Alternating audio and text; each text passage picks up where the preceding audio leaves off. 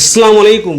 আজকে একটা জরুরি বার্তা দেখতে পাচ্ছেন আমার ভিডিওর ব্যাকগ্রাউন্ডে যে বর্ষার সময় কাদাযুক্ত রাস্তা। অনেক সময় কি হয় যে রাস্তার কোলে অনেক সময় কাজের জন্য মাটি রাখে, সেই মাটিটা বর্ষায় জল বেয়ে কিন্তু পুরো রাস্তা নোংরা হয়ে যায়।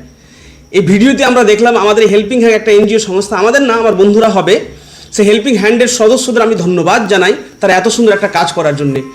অনেক সময় অনেক জায়গায় এরকম সমস্যা হয়ে থাকে, কিন্তু কি আজকে যে সমস্ত এনজিওর সদস্যরা এই ভিডিওটিতে আমরা দেখলাম কাদাগুলোকে সরাচ্ছে, এই কাজটা বেশ ভালো লাগলো।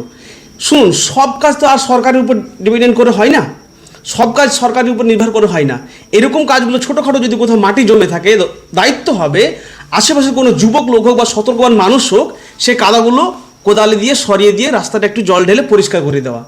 অনেক সময় বড় বড় দুর্ঘটনা হয়ে যায় এরকম বর্ষার সময় রাস্তায় কাদা জমে যাওয়ার ফলে।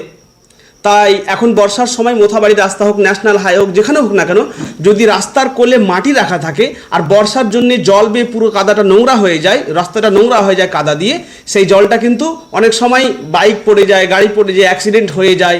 তা আমি ধন্যবাদ জানাই যে যেখান থেকে দেখছেন, যদি ভিডিওটি ভালো লেগে থাকে তো জরুরি বার্তা হিসাবে বা বর্ষার সময় সতর্ক বার্তা হিসাবে ভিডিওটি বেশি বেশি করে শেয়ার করবেন।